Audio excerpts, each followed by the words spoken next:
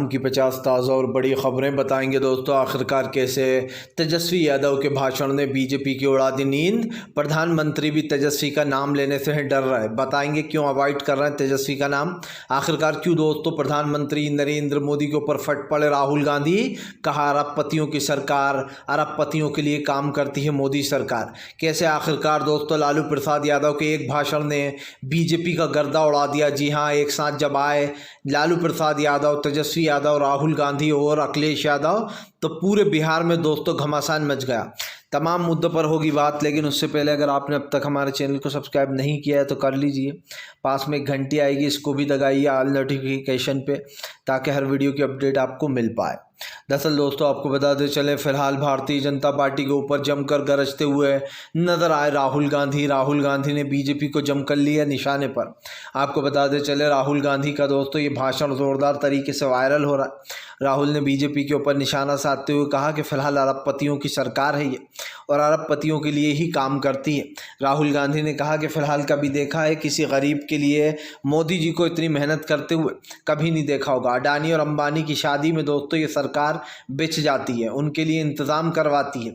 सवाल ये उठता है कि इस देश में दोस्तों अमीर जो है उसके लिए तो मोदी सरकार की पलकें बिछी हैं, लेकिन जो गरीब है दोस्तों उनसे उनका हक भी छीना जा रहा है। उनके ऊपर ज़बरदस्ती कानून थोपे जाते हैं, ज़बरदस्ती उनसे उनके अधिकार छीने जाते हैं। आज दलित, पिछड़े, आदिवासी दोस्तों हमारे देश में सबसे ज़्यादा उनके ऊपर अत्याचार होते हैं, अल्पसंख्यक मुस्लिमों पर, और जानबूझकर ये सब चीज़ें की जाती हैं। राहुल ने कहा कि अडानी अंबानी के लिए तो मोदी सरकार के पास टाइम है, लेकिन किसानों के लिए नहीं है दोस्तों। किसानों के लिए काम करने से सरकार भागती है। एमएसपी की जब बात आती है तो कहती है देश गरीबी में डूब जाएगा, महंगाई बढ़ जाएगी, तमाम तरीके की बातें होती हैं। आपको बता दें चले दोस्तों, तेजस्वी यादव का बीजेपी के ऊपर हमला। कहा फिलहाल जो लोग हमारे नाम से, हमारा नाम लेने से डरते हैं, मैं चैलेंज करता हूं प्रधानमंत्री को कि वो मेरा नाम लेकर मुझ पर हमला बोलें।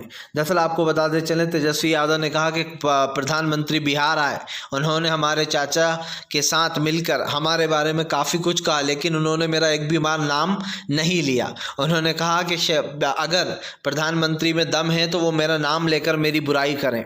आपको बता दें दोस्तों, दरअसल बिहार में अब तेजस्वी की हवा चल रही है, और अब प्रधानमंत्री सच में तेजस्वी का नाम लेने से भी डर रहे हैं। उनको पता था कि बिहार में क्या चल रहा है, इसीलिए उन्होंने तेजस्वी यादव का नाम तक नहीं लिया। बिना नाम लिए लालू प्रसाद यादव और उनके पूरे परिवार पर हमला बोलते रहे। इसी को लेकर तेजस्वी यादव ने प्रधानमंत्री को जमकर लपेटा और कहा कि अगर आप में दम है तो मेरा नाम लेकर मेरी बुराइयां कीजिए।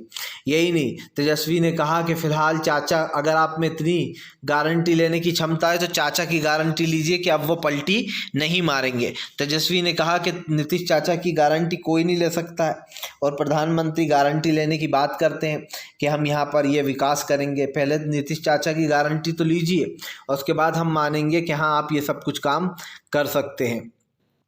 आपको बताते चले दोस्तों, फिलहाल भारतीय जनता पार्टी में टिकट बंटवारे के बाद मच गया घमासान। दरअसल आपको बताते चले, टिकट बंटवारे के बाद बीजेपी के कई नेता दोस्तों बीजेपी के खिलाफ मोर्चा खोल के खड़े हो गए। लोकसभा की सीट ना मिलने के ऊपर दोस्तों प्रज्ञा सिंह ठाकुर, रमेश बिगूड़ी और तमाम लोग जो है यहाँ पर घुन्ना खाए में। लेकिन अब इसमें एक नया नाम ऐड हो गया है, जिसका नाम है दोस्तों जो है यहाँ पर चिराग पासवान। दरअसल आपको बताते चले, चिराग पासवान दोस्तों प्रधानमंत्री नरेंद्र मोदी की रैली से दूरी बना ली। ना उनकी रैली जो अभी बिहार में हुई एक दिन पहले, ना वो उसमें शामिल हुए, और ना ही दोस्तों आपको बता दें उपेंद्र कुशवाहा शामिल हुए। आपको बताते चले, नीतीश कुमार और बीजेपी के साथ आने के बाद से, और ख़ास करके लोकसभा की सीटें जारी हों, पहली लिस्ट जारी होने के बाद से चिराग पासवान और उपेंद्र कुशवाहा ने बीजेपी से दूरी बना ली। आपको बताते चले, लोजपा ने बीजेपी से दूरी बनाते हुए एक तरीके से एक संदेश दे दिया कि वो बीजेपी के साथ नहीं खड़े, क्योंकि जिस तरीके से दोस्तों टिकट में अब तक उनका नाम नहीं दिखाई दिया। और इसके साथ साथ दोस्तों हमने चिराग पासवान की एक चीज़ और नोटिस की है कि चिराग पासवान को जो सपोर्ट नहीं मिल रहा है उसको लेकर चिराग पासवान भड़के हुए हैं।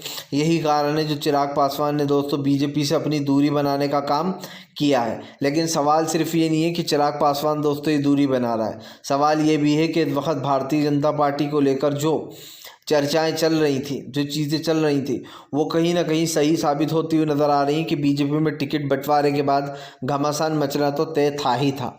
आपको बता दें चले दोस्तों, भारतीय जनता पार्टी के ऊपर जमकर गरजे बिहार में अखिलेश यादव। अखिलेश बोले फिलहाल पीडीए मतलब जो है दलित, पिछड़ा, आदिवासी, अल्पसंख्यक का साथ देंगे हम। उन्होंने कहा कि फ़िलहाल जो लोग गरीब, पिछड़ों और आदिवासियों को पीछा छोड़ जाते हैं, दलित भाइयों को, हम उनके साथ हैं।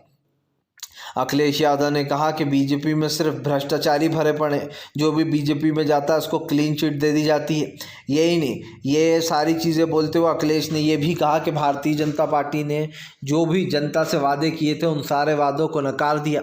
आज इस देश का किसान सबसे ज़्यादा परेशान है। सबसे बड़ी बात ये दोस्तों, लोकसभा का चुनाव आर पार की लड़ाई है। नरेंद्र मोदी पूरी कोशिश कर रहे हैं दोस्तों कि वो 2024 का चुनाव फिर से एक बार जीत कर हासिल कर लें। और सच बताऊं तो नरेंद्र मोदी के फेवर में दोस्तों कई चीज़ें हैं।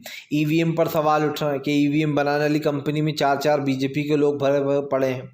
पोलिंग बूथ पर दोस्तों किस तरीके से कैप्चरिंग की जाती है, तमाम चीज़ें ये सब ने देखा। इसी सब को लेकर भी जनता चिंता में, क्योंकि जनता तो पूरा साथ देगी, लेकिन दोस्तों कुछ ऐसी चीज़ें भी होती हैं जिससे बीजेपी फ़ायदा निकालने का काम करती है।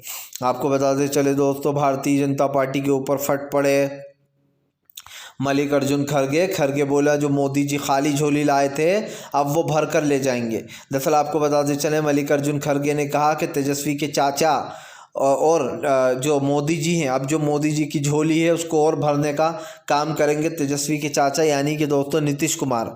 उन्होंने कहा कि फ़िलहाल प्रधानमंत्री ये कहकर आए थे कि मैं खाली हाथ आया हूँ, झोला उठाकर चल दूंगा, लेकिन अब उस झोले में दोस्तों कितना ख़जाना भर चुका है ये सब जानते हैं।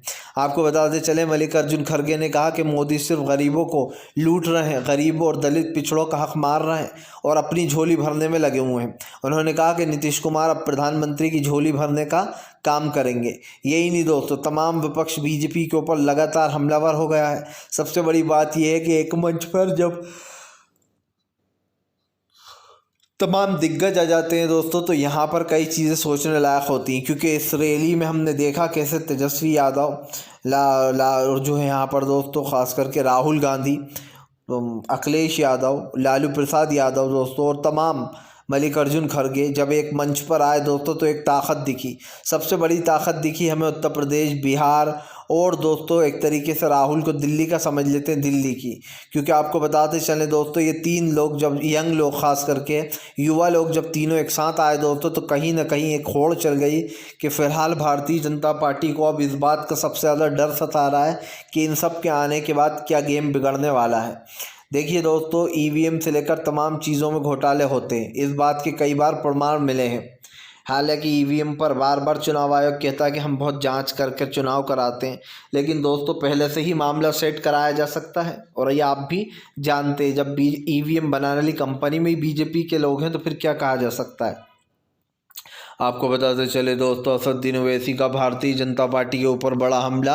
ओवैसी बोले फिलहाल बीजेपी को वोट मत देना, क्योंकि अगर जो भी बीजेपी को वोट देगा इसका मतलब साफ है कि वो बीजेपी के लोकतंत्र ख़त्म करने में उसका साथ दे रहा है। ओवैसी ने कहा कि सोच समझ कर वोट देना जिसको भी दो। ये 2024 की लड़ाई आसान नहीं है दोस्तों, ये लड़ाई एक सत्ता पक्ष और विपक्ष के बीच में है। और इस वक्त सत्ता पक्ष सबसे मजबूत है और उसके पास पैसे की ताकत है और उसके पास दोस्तों पुलिस, प्रशासन, कोर्ट, तमाम चीज़ें हैं। और उसके पास आप समझिए तमाम जितनी भी चीज़ें हैं उसने अपने कंट्रोल में कर रखी हैं सत्ता पक्ष ने। वो जब चाहे जब किसी को जेल में डलवा सकता है, जब चाहे ईडी सीबीआई का यूज़ कर सकता है, जब चाहे करोड़ों रुपए पानी की तरह अपने एडों पर बरसा सकता है, और जब चाहे दोस्तों वो ईवीएम में भी खेल कर सकता है। ये आरोप भी लगते रहते हैं। और अगर एक तरीके से देखा जाए तो सच में दोस्तों सत्ता पक्ष के पास तो सब कुछ है, पैसा वगैरह, धन बल, और विपक्ष के पास है तो दोस्तों सिर्फ सच्चाई और ताकत। विपक्ष सिर्फ सच्चाई और ताकत के बल पर चुनाव लड़ रहा है।